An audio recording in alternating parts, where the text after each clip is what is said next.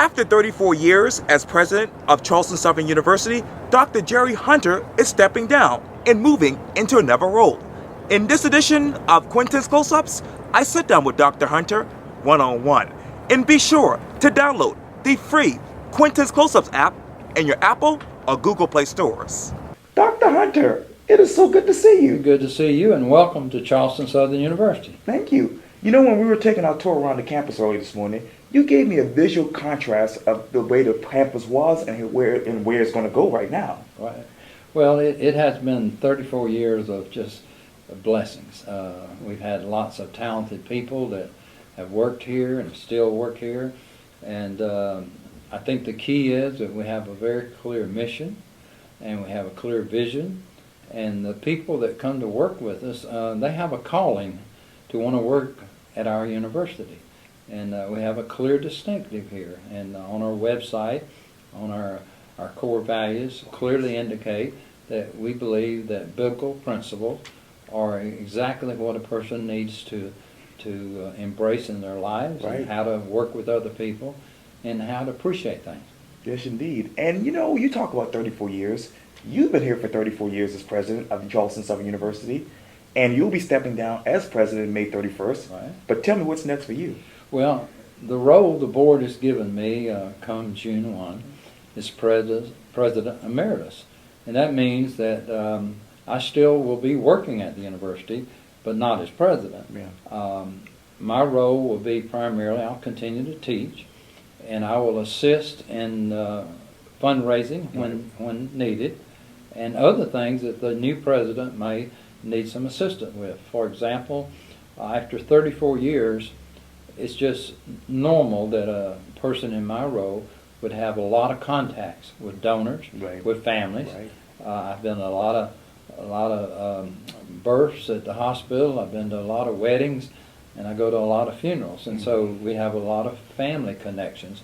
And these people are endeared to the university. And my desire would be to hand these people off to the new president, where they would have that same relationship, and no time frame would be broken there. No relationship would be broken with the university. That's true.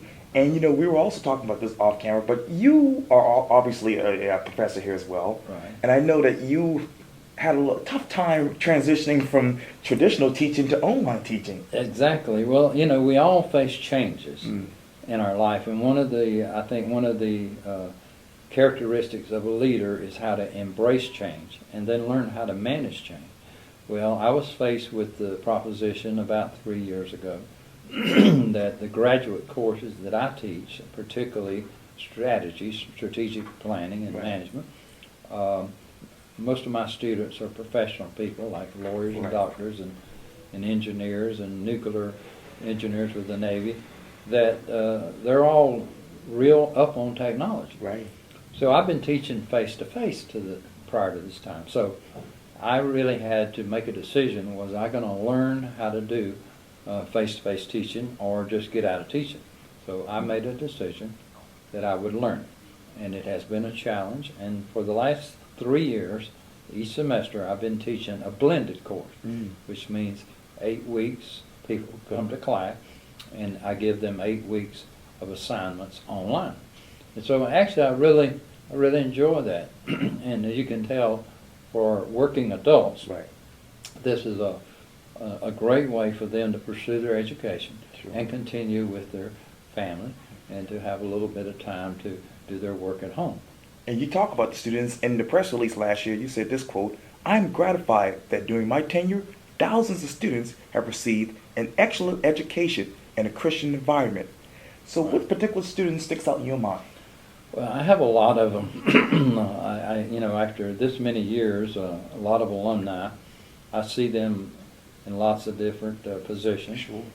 And I just don't have one student because there's so many. But so many students email me and text me and tell me that it was my actual initial encouragement for them to come back to school or to come to Charleston Southern. Right. And then when they came, of kind of pushing them to get tutoring, pushing them to not make mistakes that have unfortunate consequences, just continuously guiding them and not not in a punitive way, but just trying to protect them. And so I've just enjoyed every minute of that. And when you go in the workplace Right.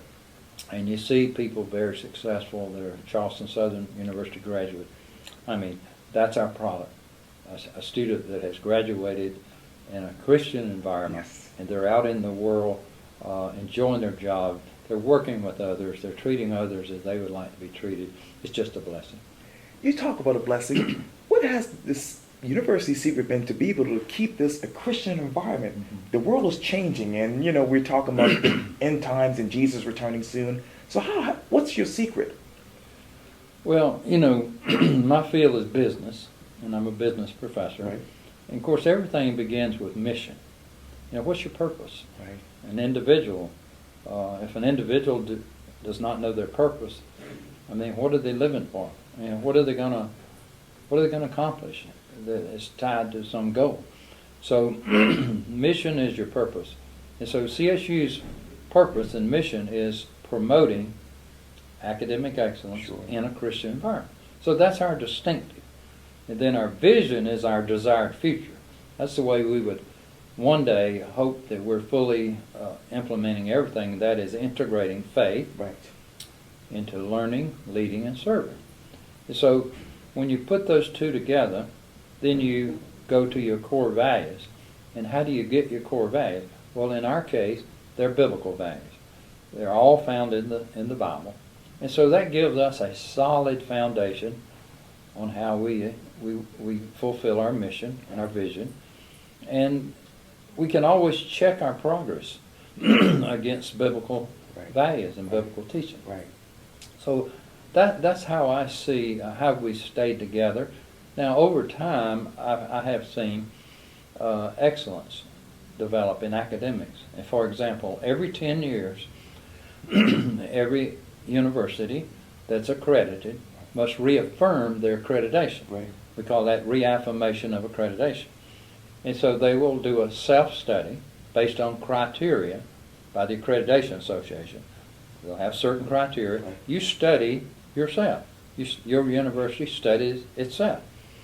And then once you answer all the questions, and if you're not meeting those criteria, you indicate that we're not in keeping with criteria 3.2, And so once you finish your self-study report, which takes a couple of years with the entire campus, the faculty, staff, and everybody, Sure. then you send it to the accreditation agency. And they select peer members from other universities. And they come in what we call a visiting team. They'll take your self-study, then they will come to your campus. They'll do their own evaluation. They'll take what you said, they'll look at the criteria, they'll make their evaluation, and then they will come to a conclusion. Do you need some recommendations for improvement? Right. Or are you completely out of order? Should you be accredited, or should you be put on probation, or what other sanction? So getting back to academic excellence, last year, after completing our reaffirmation of accreditation over a 10-year period, the Southern Association of Colleges and Schools sent us a letter and said, your visiting team and the commission, which votes on the recommendation, they have no recommendations for improvement. Now that is the epitome of the best report you can get Right. in academic excellence. And on the Christian environment, the way I personally view that as an evaluation is every semester we will have a good number, like 89 fall semester, of students who accepted Christ. In other words, they accepted Christ and believe in Christ as Right. their Savior. Right. And so that happened through many ways. A roommate perhaps was praying because their brother or mother had an unfortunate situation happen, and they had their faith. So their roommate, who may not have been a believer, saw how they were dealing with difficulty, and they said, how do you have that calmness? How do you have that confidence? And they share with them that because I have my faith. And so that happened. We have chapel 8 times a semester, and it'll be professional people that come in and they just share how their faith enhances their life, enhances their profession. Now, we know that you don't go around in public today with a white Bible and going around and shaking your Bible at everybody. That's not what we're talking about. We're talking about how you walk the talk. Sure. You know, how you live out your faith, you know, how you work with people, how you respect people, Sure. and how you treat people. And so that's what we're talking about. So I guess through osmosis on the campus, these students, many of them are athletes, many of them are non-believers, and they just come to a realization that they really have no purpose in life, and they want a purpose. And the purpose that we believe that God created everybody Right. for a purpose. And now your purpose in life can change as you become educated, Right. as you have different experiences with people. Perhaps some people go in the military, and all of a sudden what they thought their purpose was just to go to college, now they finish college, they're in the military, they have a greater purpose. And so it's just a wonderful process of life when you believe that there's a higher power that creates us and gives us purpose. And that purpose that I believe for everybody is to honor God with your life. Amen. And we're all accountable. Sure. And we can't escape Right. whatever we do and say. Right. So let's be mindful that what we do and what we say and how we treat other people. Right. God's watching. Yes. And we're going to be accountable for Sure. that. So that's not a punitive thing. Right. It's not something to be afraid of. Right. It's something to be joyful about. Right. You're right about that. But that was good, man. Oh, man. Okay. So, okay, how has your faith guided you with your walk with God over the past couple of years, Yeah. as a president and as a person? Well, as a person first, it's guided, you know, my thoughts. True. And then your thoughts determine your behavior. You know, first of all, you have to have it in your heart, then it becomes in your mind, Right. and then your behavior. So it has helped me, my faith, has helped me to understand and respect other people's views, Sure. respect other people's culture, Right. and other people's progress with their academic Right. life. You know, everyone doesn't go to school at 18 years old, and everyone doesn't graduate when they're 23. So our university has reached out since its beginning to a wide variety of people in terms of age and the military. We're a military-friendly school. The adult student now online, Right. where people, we know they have a hard day's work, 30, 45-minute commute time backward work. And so we're making courses available. So my personal turns into my professional because who you are determines what types of decisions you make and what types of leadership you provide and what type of passion you have, you see. And I have a passion to help people discover God's will for their life. In other words, what is that all about? Well, you know, what are you living for? I mean, you know, are you living just to graduate in college? You're living just to get a big job, make a lot of money. You're living to get 3 cars. You're living to get a big home, a second home. Oh, well, all of those things are accomplishments. But when you get them all, does that satisfy you? Is that what life's all about? Who gets the most toys wins? Or is it whoever feels very satisfied that you have shared your faith with people and that they as well enjoy that faith and that confidence and that courage that you have? You know, prayer to me has been a lot of my work here. Right. I had never worked in a school like this. I had never been affiliated. I worked for public universities for 15 years before I came here. So I brought those skills, but when you add the faith-based connotation to it, it just enriches that. Right. You know, it just makes you're not worried every day about every single thing happening. Now you're concerned and you have responsibility, but you pray about it. You try to seek God's will. You try to seek His confidence and His guidance, and you go slow in making decisions because you want to take into account everybody else's feelings. Sure. But you want to be responsible. You know, anyone that's in administration, you have a responsibility for carrying out policies and procedures. But I think the key is how you do it. Are you being fair? Are you being forthright? You know, and I've sat across the table from many parents and pastors and aunts and uncles, and a young person has just violated our rules just completely, just ignored the rules, and they've gotten themselves in a situation where they're going to have to be dismissed from school. Sure. And my heart really, really goes out to them, because I know an 18, 19-year-old, Right. I was one at one time, and I thought that I was just invisible. I could do anything I wanted to, and nobody would see me, and that was not correct. But I also know that you make some mistakes as you're young. Sometimes you make them on your own. Sometimes you're influenced by your peer group. But they're mistakes, and they're consequences. Sure. And so it really grieves me when I see a youngster that's sitting beside me or across from me, and they had a scholarship.